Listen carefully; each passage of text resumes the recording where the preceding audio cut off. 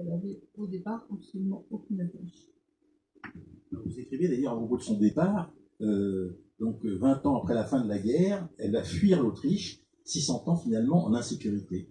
Et c'est une ode à la ville qu'elle a écrite dans son poème au Stadtpark de Vienne, mais pas à ses habitants. Parce que, au fond, le rapport avec ses habitants était d'autant plus difficile qu'ils avaient largement trompé dans le nazisme et, au fond, non seulement collaboré, mais je dirais participé, évidemment, à la domination nazie. Et son poème est le suivant: sur des tables rondes, j'écrivais des lettres, je lisais et j'embrassais des arbres, c'était ma ville, car je l'aimais, les gens inaccessibles, l'éternel paradoxe. Elle oppose la ville aux gens qui l'habitent, dégoûtés qu'elle est par la manière dont ces gens ont été pendant le nazisme.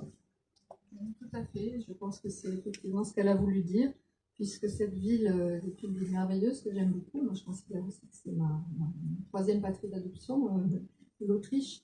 Mais à cette époque-là, effectivement, les choses n'étaient pas réglées, mais elles ne l'étaient pas vraiment non plus en Allemagne. Il y avait vraiment des compromissions et beaucoup de relents du nazisme durant les années qui ont suivi l'après-guerre.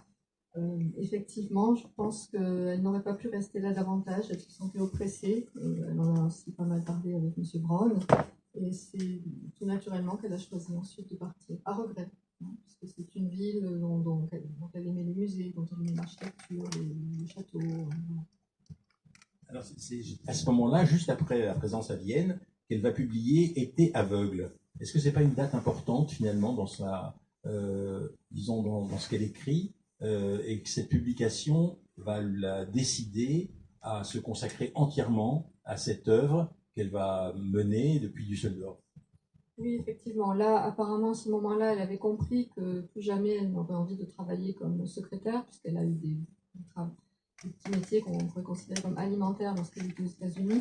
Et là, elle a vraiment fait le choix de l'écriture en décidant de se consacrer entièrement, puisqu'elle n'avait pas de famille, comme j'ai dit tout à l'heure, à cette poésie. Voilà. Et elle a fait le choix aussi vraiment définitivement de la poésie. Elle a écrit très très peu de prose, jamais de pièces de théâtre. C'était vraiment une poétesse.